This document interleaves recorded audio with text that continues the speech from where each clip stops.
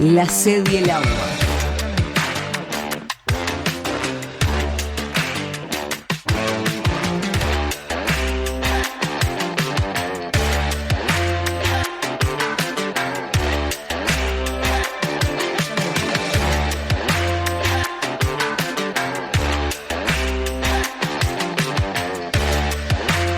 La sed y el agua. ¿Qué tal, amigos? ¿Cómo están ustedes? Yo encantadísima, porque no sé cuántos años hace que no tenía la oportunidad de entrevistar a un ministro o una ministra de Defensa Nacional. Y ya ahí hay un cambio, y yo no les estoy hablando de 10 años ni 20, estoy hablando de 42 años.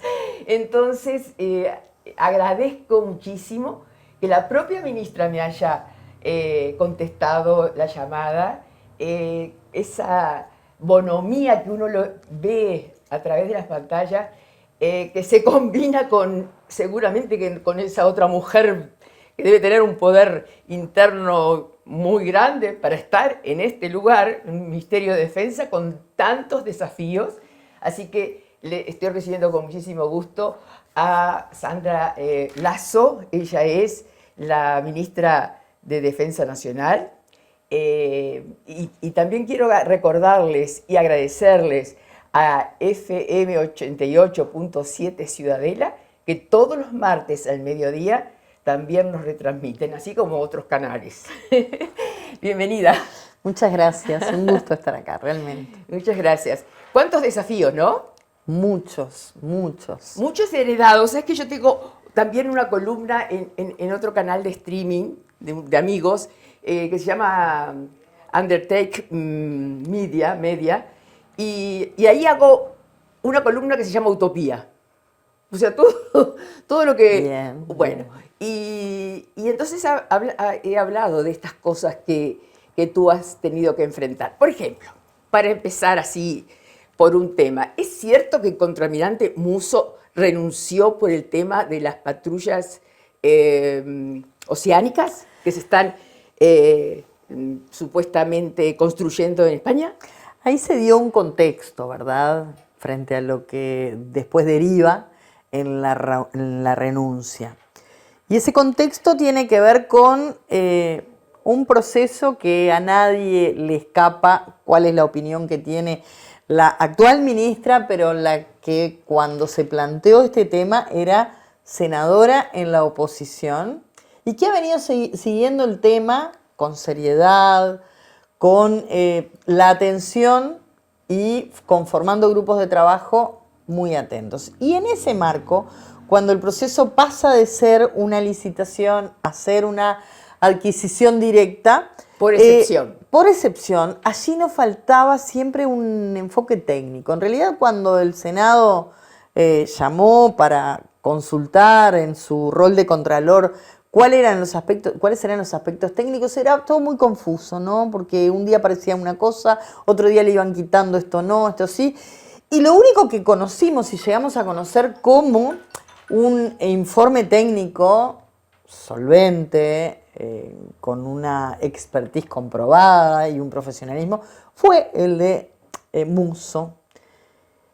Y en realidad cuando eso pasa a votación, yo recuerdo claramente lo que fueron las palabras del por entonces ministro, el doctor Javier García, que le preguntábamos, pero ¿por qué en esa consulta que hubo donde estaban los almirantes, sí, no se evaluó este informe? Y ahí hubo una respuesta que fue: no se puede estar en asamblea, porque recordemos lo que pasó en este país cuando se gobernó en asamblea por parte de los militares. Y no tenía que ver con eso, lo que nosotros decíamos era, aquí hay una solidez, uno que ha tenido que aprender, y está tratando de aprender además, ¿no? Con H aprender todos estos temas. Allí teníamos una explicación detallada, porque la justificación de cuántos nudos, de qué era lo que precisaban.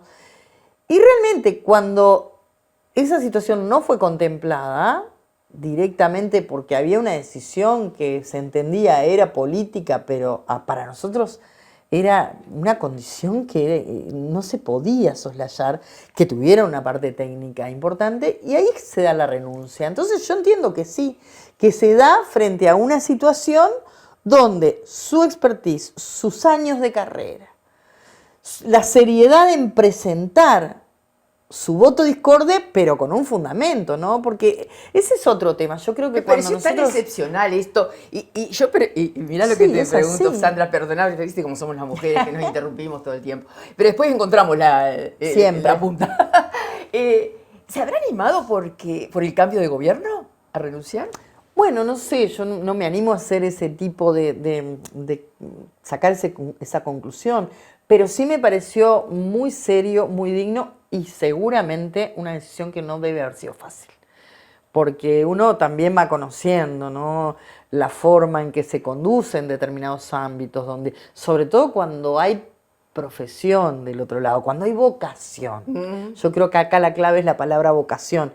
Y esa vocación tiene que haber sido una decisión difícil de tomar. Y yo creo que sí, que en el fondo está vinculado directamente a este tema. Y otro tema que te quiero preguntar relativo a las patrullas es si realmente ya estando tú en el gobierno y Orsi en este gobierno, desde la Armada se giran 8 millones de dólares a la empresa esta última que Sí, se elige por Cardama. excepción. ¿Eh? Cardama, ¿no? Cardama. o sea. El señor Mario, ¿cómo es Mario Cardama? No, Sí, sí, Mario sí. Cardama.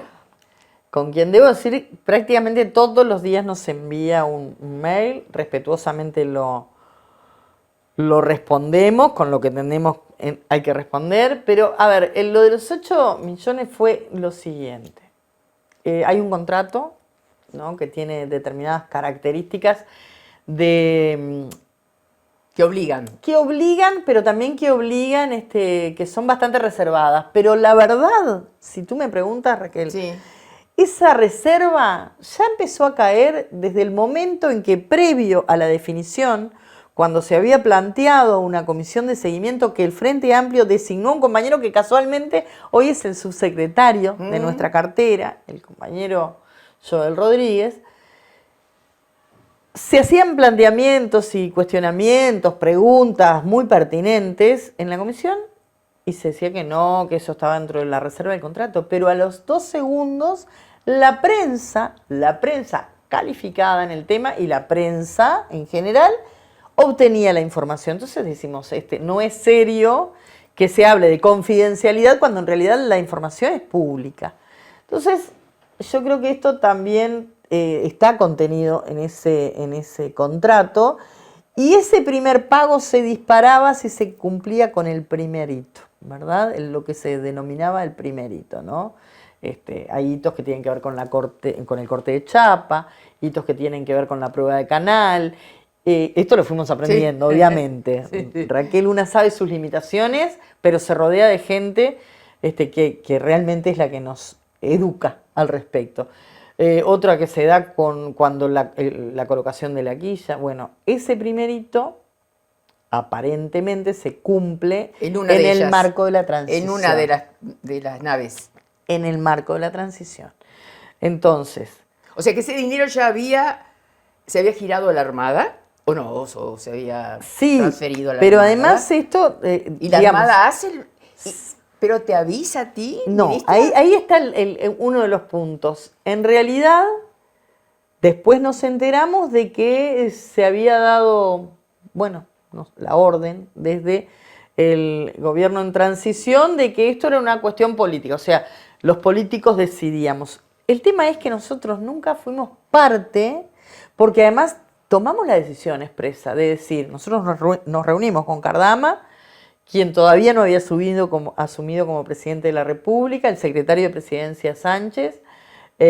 ¿Acá en Uruguay? Acá en Uruguay, viajó acá. en la sede del edificio donde se estaba llevando adelante la transición. Nos reunimos además con Joel Rodríguez, el subsecretario, y los integrantes, 2 o 3 integrantes de Cardama. Y ahí ellos planteaban una serie de cosas y nosotros dijimos, mire, está reunido con una senadora actualmente, futura ministra de Defensa, pero no asumió, y con un ciudadano que fue electo, pero aún no asumió. Por lo tanto, hasta el 27, 28 de febrero, el que toma las decisiones es el gobierno actual. En una cuestión que debería estar sobreentendida, en un marco de transición, nos parecía que podían habernos anunciado. Pero además hubo un hecho ahí, que fue que el 27 de febrero nosotros nos reunimos por una cuestión de, eran prácticamente sus últimos días como comandante de la Armada, nos reunimos con Wilson, hablamos de varios temas y ahí nos se informó efectivamente de que esto estaba, más allá de que nosotros entendemos que el comprador es el inciso, Ministerio de Defensa Nacional, por lo tanto era quien tenía que estar al tanto de esto. Y por allí quien hace ese primer pago es el ministerio, es la Armada, con conocimiento de quienes eran autoridades hasta el momento. Allí lo que hubo fue realmente una... Y yo digo que también cierta intencionalidad, porque cuando uno ve lo que llega como documento de la transición, hay una carátula que dice, acordado en el marco de la transición con el actual gobierno. Y eso no es así. Y eso no estuvo. Porque nosotros lo que dijimos fue, hasta el 28 las decisiones las toman ustedes. A partir del 28 tomamos nosotros las riendas y hacemos lo que en realidad creemos y dijimos que había que hacer desde el primer momento, que era el contralor permanente. Permanente no solamente a través de fotografías o de tal mail. manera que hay 2 funcionarios allá, ¿no? Exactamente, eso se definió ahora. Hay 2 funcionarios que van a estar durante un periodo, un término prolongado durante este mes y allí van enviando información, pero nosotros lo que queremos es a su llegada un informe completo de los pasos que se han dado hasta el momento. Yo soy muy cautelosa, Raquel, ahora de hablar del contrato, ¿no? Yo sé que uno puede caer en la tentación de decir esto fue muy desprolijo, se llevó adelante de una manera poco clara, hay 3 votos en discordia en lo que es en el TCA, todo lo que en el Tribunal de Cuentas, perdón. Tribunal de Cuentas. Podemos caer en la tentación de decir, bueno, que caiga el contrato. Y nosotros somos cautelosos, vamos a medir cada paso que demos para controlar y que pase lo que tenga que pasar, que es, bueno, o obtenemos adecuadamente lo que necesitamos, funcional a la tarea que queremos que cumpla, o realmente ahí vamos a tener un encontronazo. Entonces, en eso estamos además con un intercambio que en todo momento se ha planteado por parte de la empresa de hacerlo con grandes anuncios. Y yo no sé si tú recuerdas cuando nosotros ingresamos el 7 de marzo, tomábamos posesión del MAM, más allá de que hubo una formalidad el 1 de marzo, el 7 nosotros tuvimos una línea discursiva. Y una de esas líneas tenía que ver con el respeto, con la firmeza, pero también con la sobriedad. Entonces cuando Cardama en su momento vino y habían prácticamente alquilado un piso en un hotel importante para hacer la presentación, nosotros dijimos, no, nosotros queremos trabajar. No queremos estar en esas grandes... vamos a trabajar. Queremos tener determinados certificados, queremos tener determinada información que no estaba contenida o no se les había solicitado. ¿Vinieron los certificados? Algunos sí, otros no, y de otros se nos expresa que están en trámite, ¿no? Bien. De ahí la gran fiesta y la gran recepción. Pero sucedió, para de pronto yo creo no que hablar de había, lo importante. yo creo que nosotros tenemos que trabajar, primero que nada, a nosotros la única preocupación que nos... Esto no es un tema político ni tener ningún tipo de adversión, porque desde el primer momento somos coherentes con lo que planteamos desde el primer momento al respecto de la adquisición, no de cómo del proceso, no de la decisión. Todos somos conscientes de que sí hay que adquirir. Y lo otro es que es imprescindible tener quien controle herramientas, ¿verdad? Claro, la parte oceánica, todo eso, ¿no? Igual, mira lo que sucede, Raquel, nosotros, y ahí seguramente hay otro tema que va a estar quizás sobre la mesa, me adelanto. Desde el 2 de marzo estamos recibiendo planteos de diferentes embajadas para reunirse con nosotros. Y vamos cumpliendo con ese calendario como corresponde. En ese marco, algunas de las embajadas también ofrecen. Claro, porque ofician como presentadores de lo que son grupos que tienen proveedores importantes a nivel mundial. Hoy, sin ir más lejos, tuvimos una reunión con el embajador de Emiratos Árabes Unidos que venía con una empresa, ¿no? Y la empresa nos hace una presentación y en la presentación que hace dice, nosotros tenemos elementos, herramientas, por ejemplo, que están vinculadas a algo que ustedes han planteado en la línea de trabajo, que es, bueno, cómo cuidamos la soberanía y la autonomía también como país. Y ahí aparecen algunos elementos que podían haber sido mucho más económicos, que nos hubieran ahorrado un montón de tiempo, pero no es el tal vez único está caso. con una tecnología superior. Con tecnología No sé, y me con atrevo algo más importante aún, que a nosotros nos preocupa, porque una de nuestras líneas de trabajo también tiene que ver con la industria, con la reactivación de la industria, que son cosas transversales, más allá de la soberanía nacional, a toda la administración. ¿Te acuerdas de las barcazas que se iban a... Exacto, exacto. que se estaban construyendo y terminaron en la nada misma? Entonces nosotros entendemos que también Eso tenemos puede que ser una tener, industria instalar acá. y tenemos que tener ¿No? conocimiento que quede en el territorio. Exacto. Tecnología, sí, pero también conocimiento que quede en el territorio. Y bueno, Experticia, ir ahí, preparando gente para eso, y ¿no? vamos comparando los costos. Uruguay, yo siempre digo, cuando uno se enfrenta, como me enfrenté en el mes de abril, a la LAD 2025, que es una exposición de defensa y seguridad, que uno llega allí y se ubica en la escala que tiene nuestro país. Todos las grandes potencias se iban con adquisiciones reales y nosotros veníamos con pequeñas réplicas en tamaño. Claro, y uno se ubica allí, ¿dónde está Uruguay? Donde a nivel presupuestal nosotros tenemos que avanzar, pero siempre lo hacemos sabiendo que esa sábana va a quedar corta de un lado o del otro. Y realmente estamos hablando de dineros públicos, Exacto. además de otro tema que para mí está a la misma altura de cuidar el dinero público, que es la seguridad de la tripulación, de quienes van a estar sobre esas naves. ¿Lo de los aviones? Los aviones sigue adelante, estamos hablando de los Super Tucano, ¿verdad? Sí. Sigue adelante, fue una adquisición que tiene diferencias, ¿no? Con esta adquisición, porque Embraer es una empresa que, si bien es privada, tiene un componente público, estatal, donde hay un contralor del Estado, donde está presente. Entonces es una compra que se efectúa ya con un respaldo, porque la realidad es, si yo mañana tengo un problema con esto, no tengo a nivel de Estado a quién reclamar. Es una adquisición entre un privado, que fue digitado de alguna manera, y el Estado representado, en este caso, en un ministro y un comandante en jefe. Pero en este caso, Embraer fue diferente, la compra, por eso te digo, no es político partidario y ponerte en contra porque sí. Nosotros avanzamos en la compra de los Super Tucano. De hecho, yo en esa oportunidad en que estuve en Río de Janeiro, viajé invitada por Embraer a lo que es esa impresionante empresa, Planta industria, una planta industrial impresionante, Me pero imagino, además que el tiene, tamaño, que ha crecido en los últimos años, y yo creo que Estamos también, hablando de Brasil. Estamos hablando de Brasil, y a mí es una de las cosas que, ojo, mirá que lo coloco incluso en el centro de lo que puede llegar a ser una discusión política, que es, bueno, muchas veces nosotros tenemos una clara tradición ballista del concepto del Estado, a la cual nos aferramos.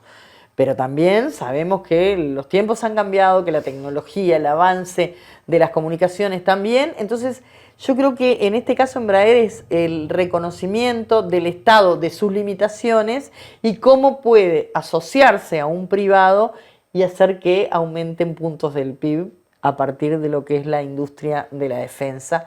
Están entregando 70 aviones anualmente con nosotros, con la delegación de Uruguay. ¿Militares o de...? Militares y de pasajeros, de turismo, lo que civiles, fuera, sí, exacto. sí.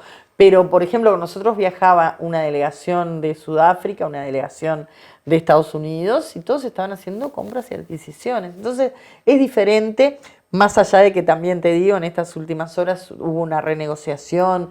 Además, hemos encontrado un ámbito muy bueno de negociación desde el punto de vista financiero. ¿Por qué? Porque en ese análisis que tenemos que tener permanentemente, y vaya si esta cartera lo tiene que tener, geopolítico, por supuesto que el advenimiento de la administración Trump, toda esa suba de aranceles que ha realizado, la colocación de aranceles, de alguna manera también nos afecta en estas adquisiciones, pero hubo un muy buen ambiente de negociación, eso nos comentaban nuestros compañeros del área financiera.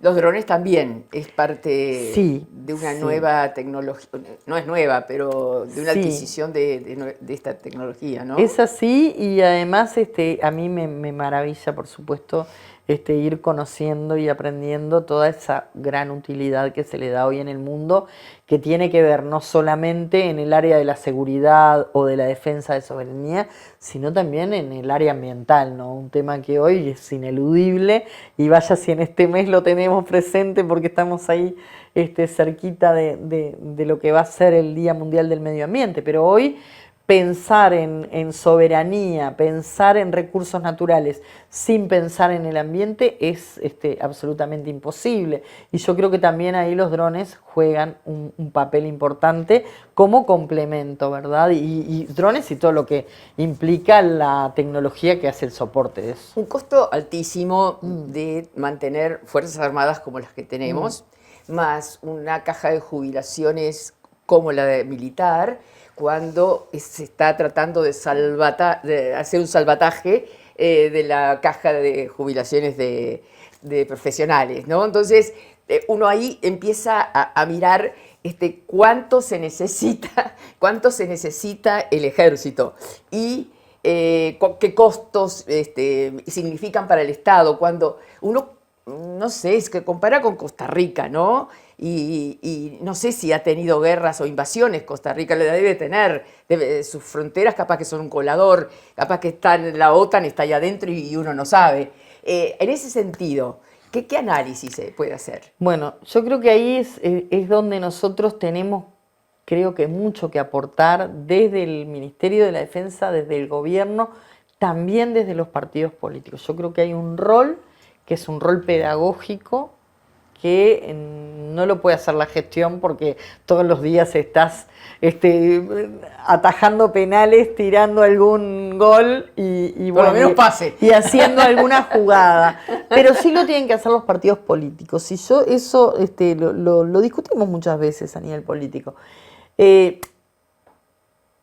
Para mí la defensa nacional, y eso está muy claramente establecido en los artículos 1 y 2 de la Ley Marco de Defensa, esa ley que llevó unos cuantos años de discusión, donde participó la academia, el ámbito político, los militares, en fin, la sociedad en su conjunto, y esa ley establece que la defensa de la soberanía nacional no es algo que esté solamente vinculado a lo militar, porque si lo dejamos vinculado a la militar, hacemos el razonamiento. Bueno, si Uruguay no tiene guerras, no tiene grandes conflictos, no tiene actividad militar, pero está vinculado a un concepto que es mucho más profundo, ¿no?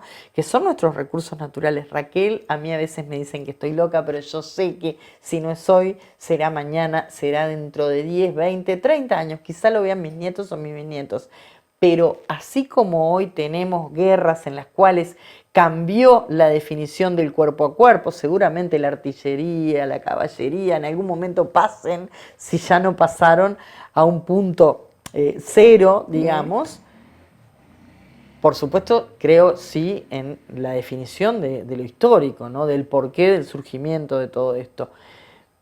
Pero en algún momento van a venir por nuestros recursos. Primero porque los tenemos y son muy caros para nosotros. El agua dulce es uno de los más importantes. Desde nuestras que mis cuencas, hijos son niños, absolutamente. yo les decía, imagínate qué lavado de cerebro y lo que salieron, ¿no?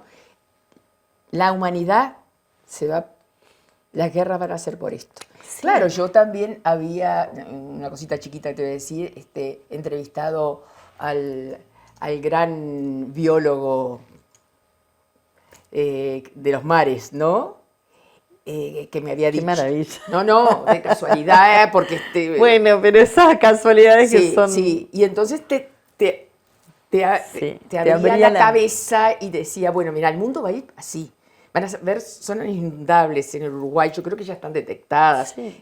O sea, tenemos que trabajar en eso, ¿no? Tenemos que trabajar mucho en eso. Mirá, una de las cosas que nosotros le hemos puesto mucho énfasis es en el trabajo que se va a hacer con el Instituto Antártico, ¿tá? En ese continente donde Uruguay tiene su prestigio, sus científicos, donde se trabaja armónicamente entre el ámbito científico y el ámbito militar, pero particularmente, y volviendo al tema de los ejércitos, yo creo que hoy la convivencia entre lo civil y lo militar no está solamente vinculada a aquello para lo que están formados, que es la guerra, ponele, sí, o la tarea militar. Por eso son importantes las misiones, porque desarrollan allí tareas militares. Por eso son importantes los intercambios de conocimiento, y porque hoy están cada vez más vinculados a, por ejemplo, accidentes geográficos, accidentes climáticos,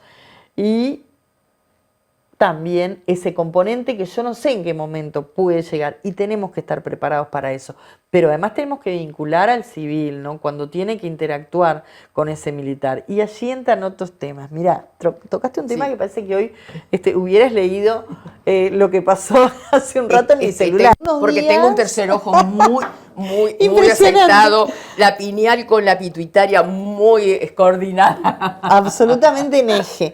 ¿Sabés qué? Me pasó algo hace unos días, una colega tuya me hace una pregunta.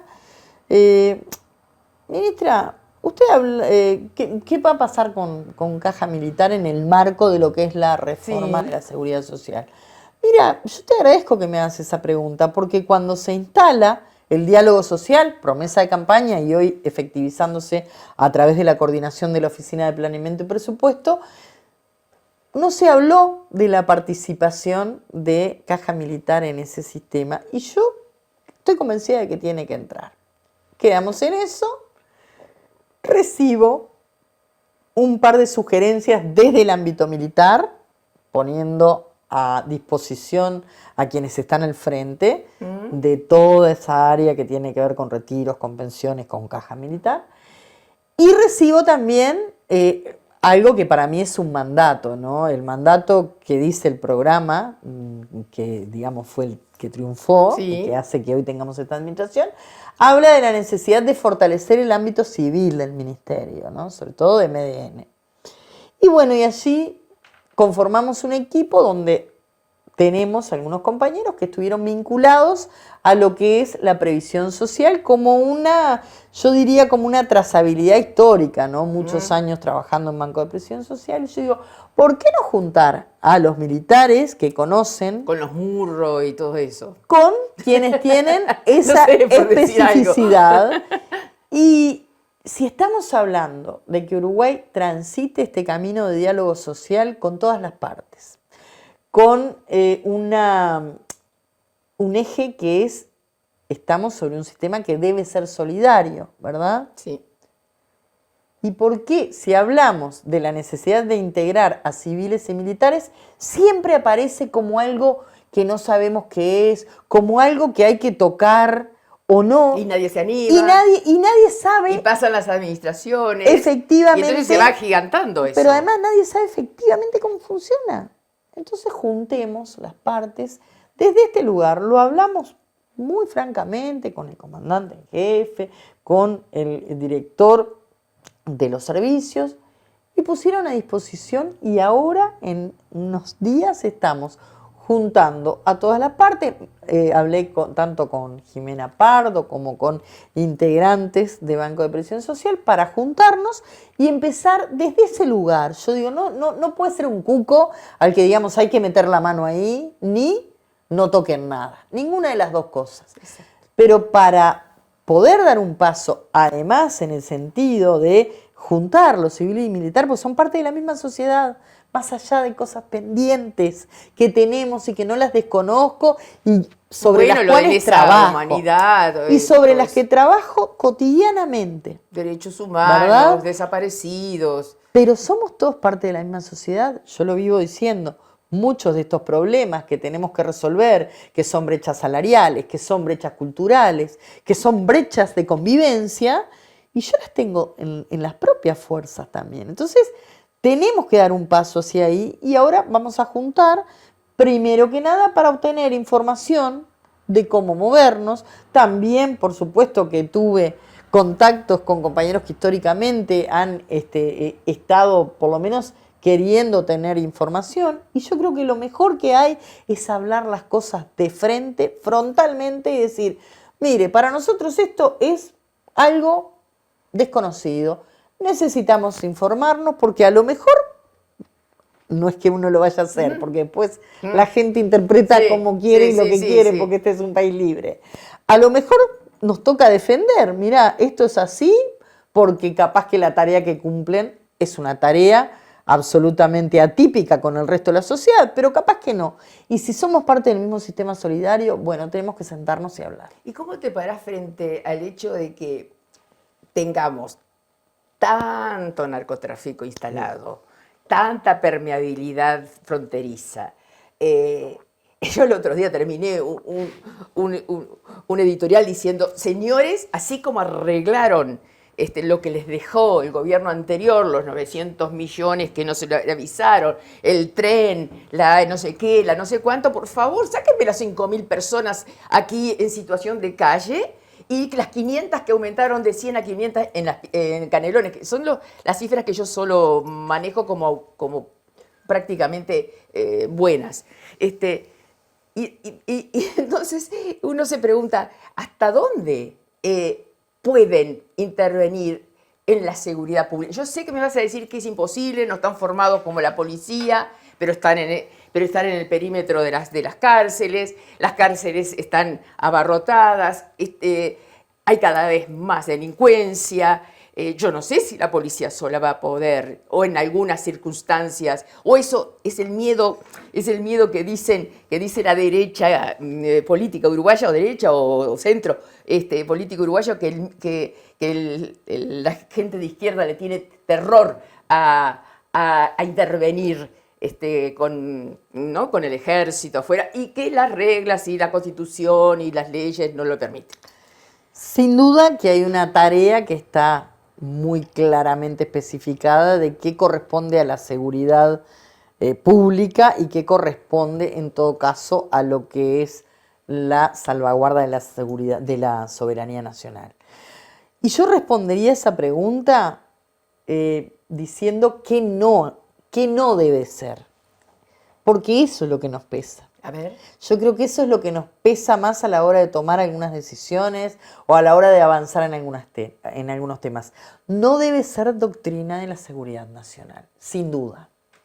Eso no, Claro. Digo, porque eso de buscar enemigos internos dentro de lo que es una sociedad que históricamente ha tenido...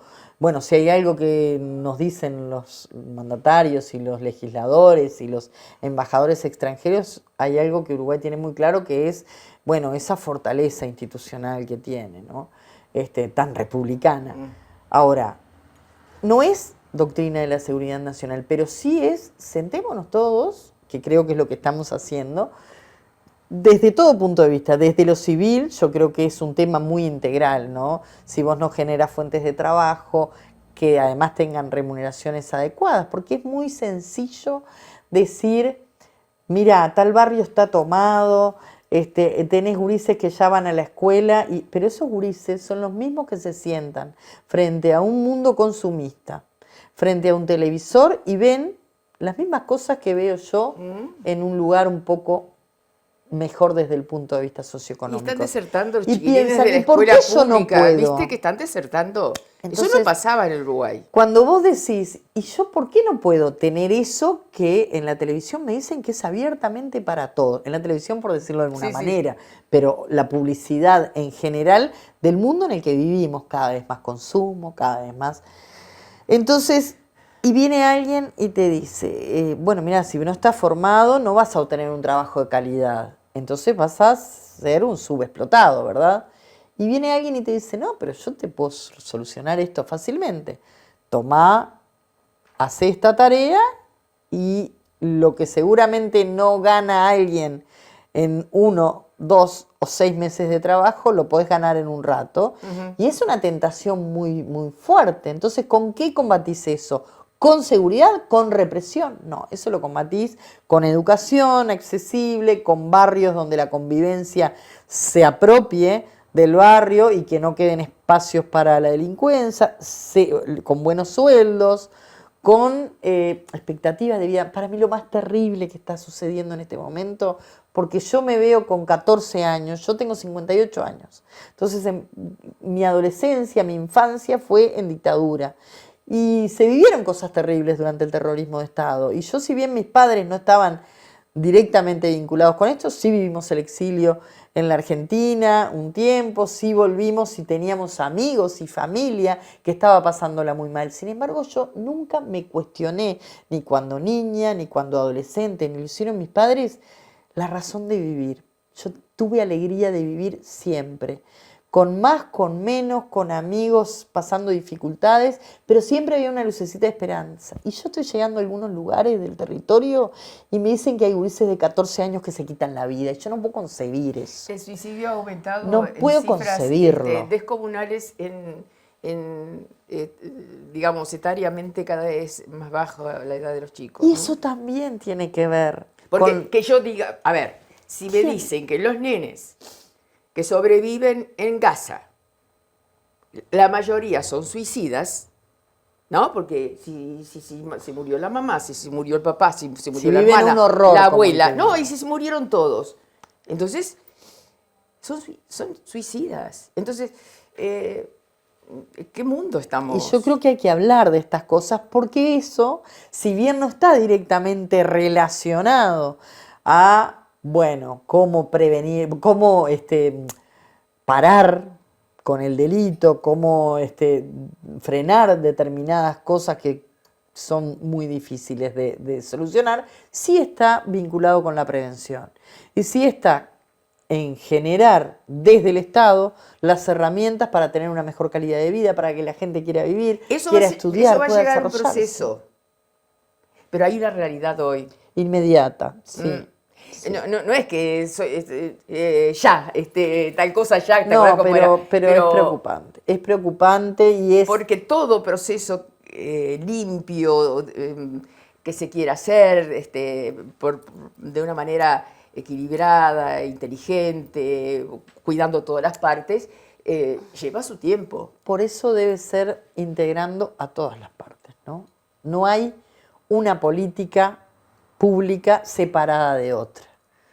Hoy con la ministra de Salud, Cristina Lustenberg, y con el director general de Sanidad de las Fuerzas Armadas, establecíamos un convenio. Fíjate vos, cuando empezamos a recorrer el territorio, primero como senadora, ahora como ministra, llegábamos a algunas localidades. En el interior la presencia militar es mucho más fuerte y es mucho más cotidiana que lo que se pierde en la metrópolis, ¿no?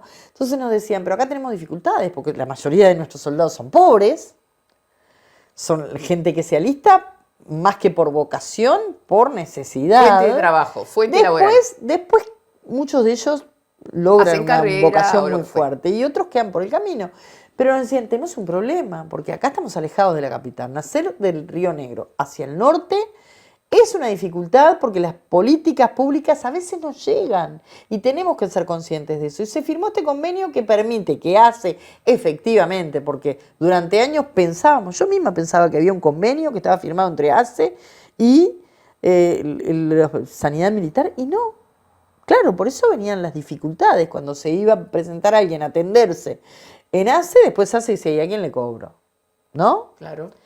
Y bueno, hoy se firmó ese convenio. Esos pequeños pasos que hacen a que la gente realmente le llegue efectivamente la política pública, también son parte de la seguridad pública. No es solamente la represión, que también tiene que estar, ¿no? Porque frente a atrocidades tiene que haber represión, ¿no? Tiene que haber prevención, tiene que haber inteligencia. Es un Sobre cúmulo todo de partes. inteligencia, ¿no? Te voy a preguntar dos cositas concretitas. Hay más de 15, hasta donde yo sé, ex militares que siguen cobrando sus sueldos, pero están fuera del país, en modo turismo. Por decir algo. Sí, cuando se planteó esto, que se planteó en el marco de lo que fueron algunos anuncios que se hicieron desde la Secretaría del pasado reciente, donde claramente lo que informábamos era que nuevamente retomamos el trabajo de microfilmación y digitalización de archivos, una tarea ¿Van por la mitad, importantísima. más o menos? Sí, en el caso del Ministerio de Defensa sí. Vamos a implementar en los próximos días, como corresponde primero, un inventariado de qué es lo que quedó en el Ministerio, sobre todo las herramientas para hacer específicamente esa digitalización. Pero también yo creo que aquí es muy importante la presencia de la academia, la presencia de todas las partes que hagan realmente un análisis profundo de lo que se obtiene allí. Y en ese marco decíamos, bueno, pero también hay otras cosas que yo no es que las vaya a implementar ahora, porque el titular fue, se le va a cortar los saberes, pero pongamos arriba de la mesa si es ético que alguien, porque yo digo, ¿Pero acaso lo descubrís tú? yo creo que hay que poner, yo siempre digo, No, digo, no es el con todo inventor. respeto, con todo respeto. No, sí, con todo Exacto, respeto. no es el O lo pones inventor. tú por tu sensibilidad. Bueno, yo creo que tiene que tener un componente de, y capaz que Y es el siempre se momento. supo, porque antes hubo ministros del Frente Amplio también, digo, no sé. Yo creo que también aquí hay cuestiones jurídicas, porque lo primero que salta siempre es, pero mira que jurídicamente esto es un derecho humano, vos no lo puedes cortar. Bueno, pero yo tengo una situación que quiero que la sociedad debata si es ético. Sácalo del ámbito militar. Yo tengo un señor que es jubilado, pero es un violador serial o un asesino serial y se va del país. Pero los delitos de lesa humanidad no prescriben. Exacto, querida. pero para sacarlo, porque si no siempre está, bueno, la izquierda tiene un problema. No, la izquierda tiene un problema ético con lo que está mal éticamente. Entonces yo decía, y bueno, ¿y qué pasa si no se presenta? Porque en realidad se espació el tiempo para que presentaran fe de vida. Entonces yo puedo estar perfectamente de vacaciones por allí. Y aquí hay otro tema, Aquí hay otros señores que están cumpliendo prisión. Los 40 señores viejos estos, después discutimos si prisión los viejos domiciliaria que sí. quería libre Mujica. Después podemos discutir si prisión domiciliaria sí, si prisión domiciliaria no. Pero de alguna manera enfrentaron a la justicia y hoy cumplen su condena. Domingo Arena. Y sus pares, porque son sus pares, estas personas que están identificadas, sobre las cuales hay sospecha, porque hasta que eso no se compruebe es Y una hasta sospecha. pueden tener datos que puedan servir, que ¿no? penden sobre ellos delitos de lesa humanidad, que estaban en la misma situación que nosotros, andan de vacaciones. Sí, hasta ahí ya- tenés una cuestión. 5 ya está, no, Sí, hay 5 que están a la espera de extradición. Yo no manejo los nombres públicamente porque Está bien. a esta altura yo no sé si es un detalle. Después que hay condena, por supuesto que sí. Pero lo que digo es, hasta en eso, hasta entre pares, entiendo que hay una situación que es dispar, que es totalmente asimétrica. Unos se quedaron, enfrentaron, cumplen condena y otros andan por el mundo de vacaciones. Yo creo que es injusto y creo que la sociedad tiene que debatir estas Mirá cosas. las cosas que nos faltan, nada más que por tiempo. El Congo El Congo. y los 20 que se vinieron, ¿no? Por sus medios. Sí, ahí, mira, yo estuve en el Congo. Estuve durante 10 días en 2024, lo he comentado en todos los medios, eso en mi cabeza hizo un clic. Porque una cosa es discutir y debatir una misión sin saber lo que pasa, o generalmente con elementos que llegan que nunca son los buenos, ¿está? Elementos, te quiero decir, objetivos, Sí. situaciones, hechos que se dan. En realidad, cuando uno convive durante esos 10 meses, mira lo que pasó, además, una cosa increíble, ¿no? Cuando vamos a la sede del Force Commander, de toda la MONUSCO, le llamaba la atención a las autoridades con las que nos entrevistábamos de por qué nosotros estábamos haciendo vida militar, por qué no nos habíamos quedado en un hotel, que los hay, visitado los lugares más seguros, y nos volvíamos. Y nosotros dijimos, no, nosotros convivimos con ellos, vivimos como comemos lo que comen ellos, compartimos todo, somos parte del adiestramiento que se hace antes de salir a cada misión. Hay toda una cuestión de seguridad, de estrategia. Usamos los mismos chalecos, los mismos cascos, la misma máscara. Lo único que no llevamos era armas porque no correspondía y porque además, como ustedes saben, las armas son armas defensivas, no somos parte del conflicto, simplemente para preservar a la sociedad civil. Y eso realmente fue muy intenso, Raquel. A mí me hizo un clic en la cabeza hasta con esto, hasta con el agua. Digo, porque uno cuando los gurises son chicos le dice, no, dejes el grifo abierto pues se te va el agua. pero llegar a un asentamiento ¿Y qué no hay? donde hay 13.000 familias, en su mayoría mujeres y niños, porque los hombres no pasan los 50. Y que los niños te empiecen a acercar, ¿no? Y las mujeres, ¿no? Tú caminando por un sendero y te empiezan a acercar, pidiéndote agua, y vos llevás una cantimplora con agua y te dicen no le podés dar. Y entendí por qué no le podía dar, porque no iba a tener para los 13.000 familias. Para todos.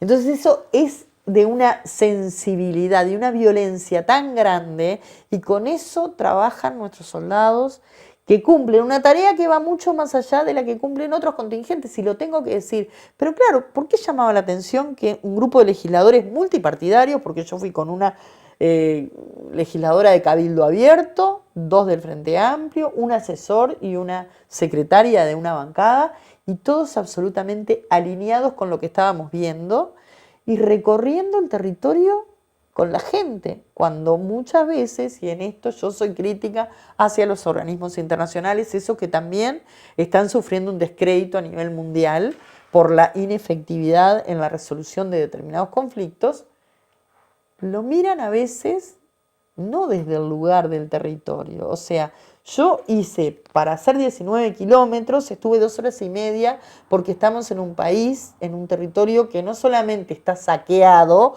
por varias potencias mundiales, sino que además está destruido.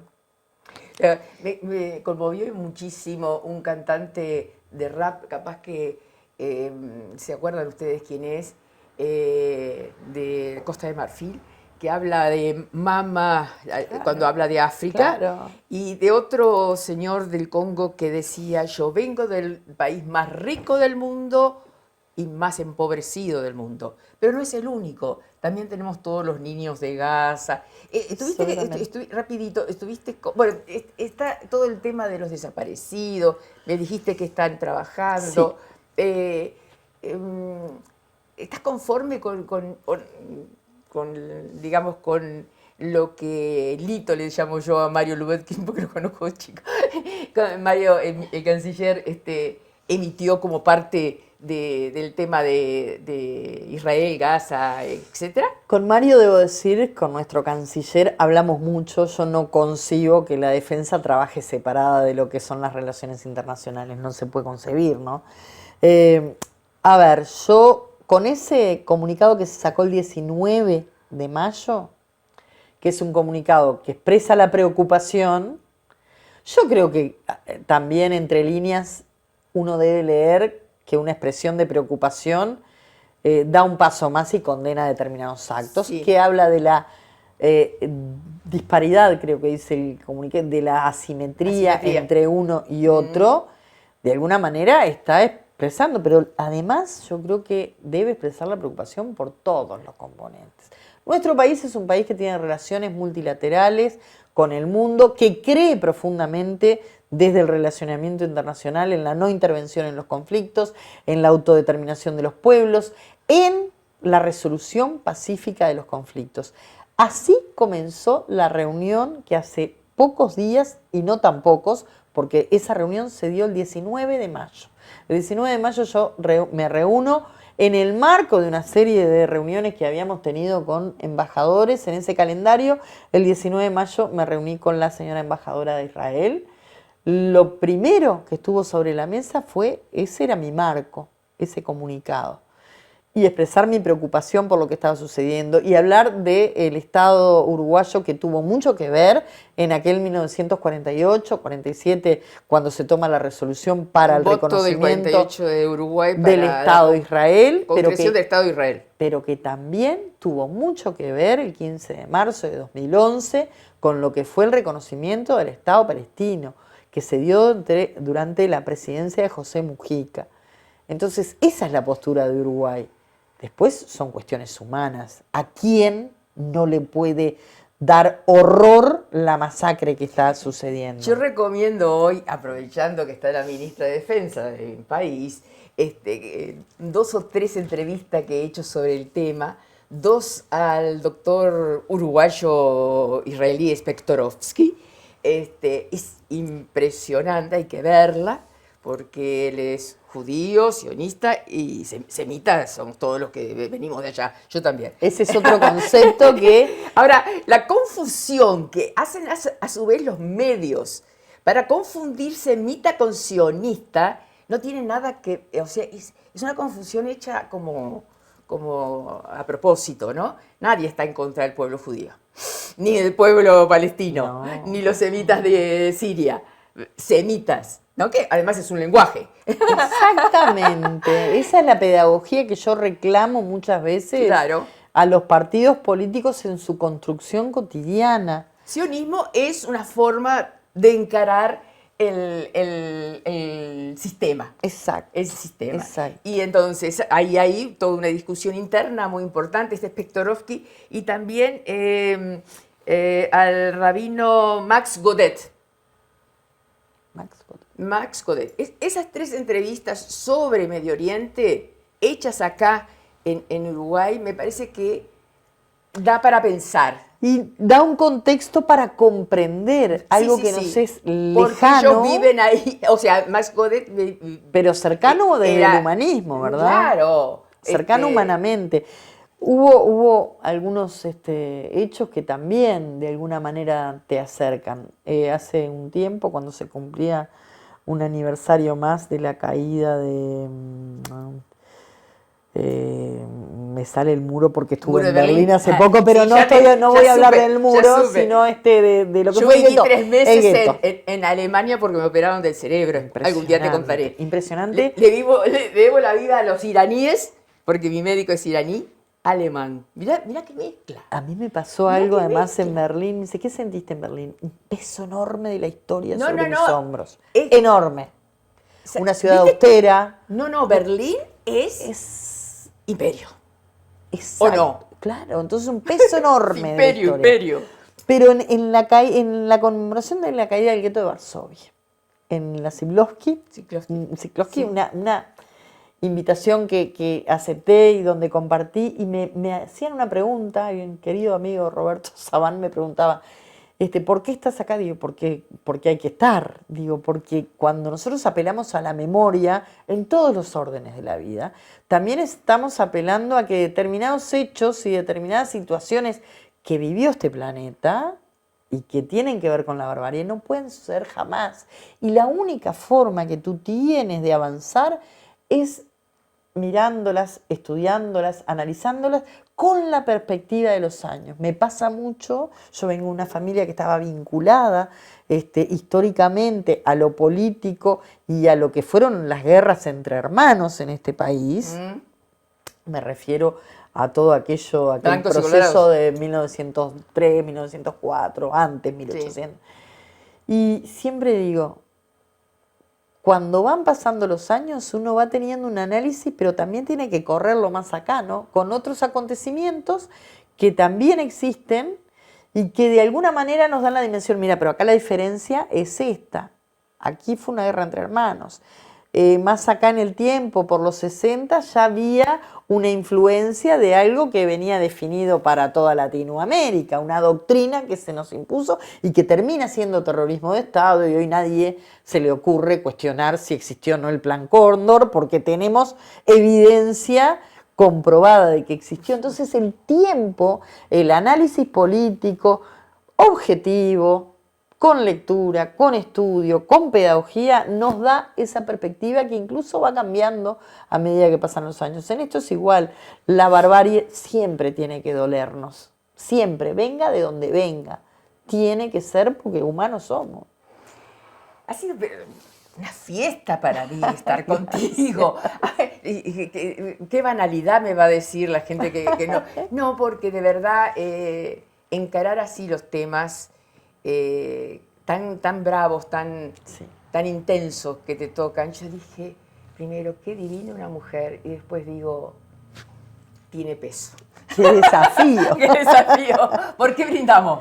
Brindamos por la vida, por la vida. Por la vida. Yo creo que siempre hay que brindar por la vida, pelear por la vida, pelear con todas las fuerzas, pero pelear en el sentido de quererla, de aferrarse. Mirá que hoy vos tenés tropas, cuidado cuando decís pelear. Sí, yo hoy mismo, no, ayer nota dirigida a la Secretaría de Naciones Unidas, el canciller Mario Lubetkin y quien habla como ministra de Defensa, también en coordinación con los mandos militares, estamos diciendo 200 integrantes del contingente ya los queremos tener acá, después vemos progresivamente cómo se hace el relevo.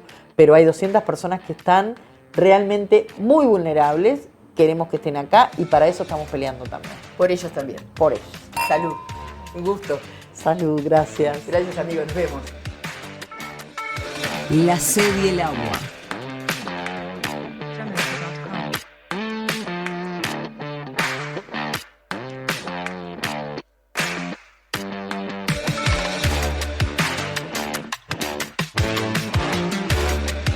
La sed y el agua.